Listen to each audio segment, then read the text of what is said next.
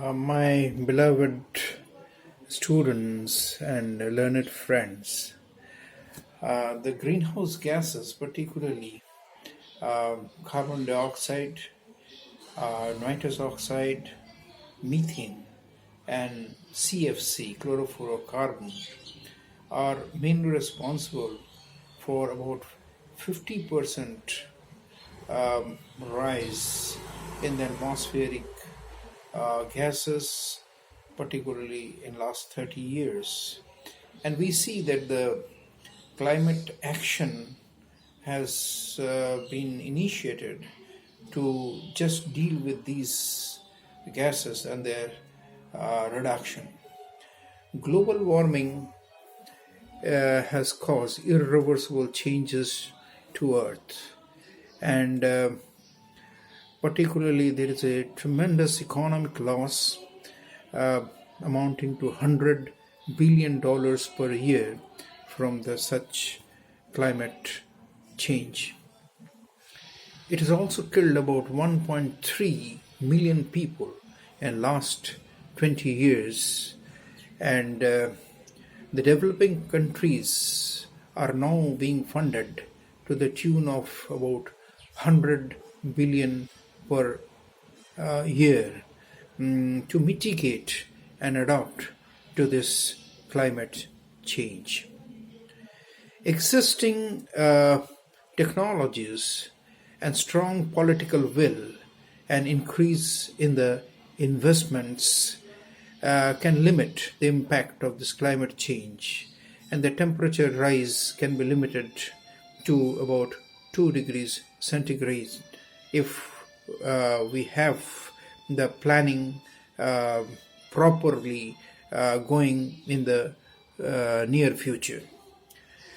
In last 150 years since the industrialization, there is the temperature rise of about 1 degree or 1.5 degrees at places.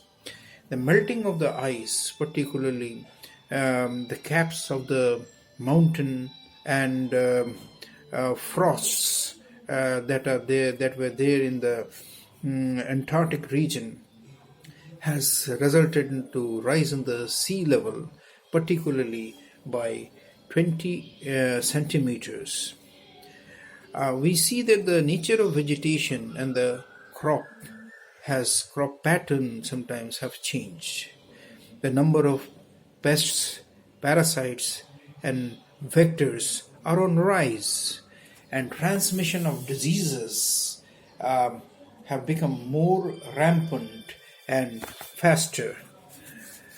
Well, as per the Paris Agreement, we see that most of the countries participating there have agreed that the emission has to be cut down to about one third, and this reduction can definitely contain the rise in temperature within 2 degrees centigrade average. Climate action can bring in about $26 trillion economic benefit, and this can be in the coming decade. So energy sector will be creating more jobs.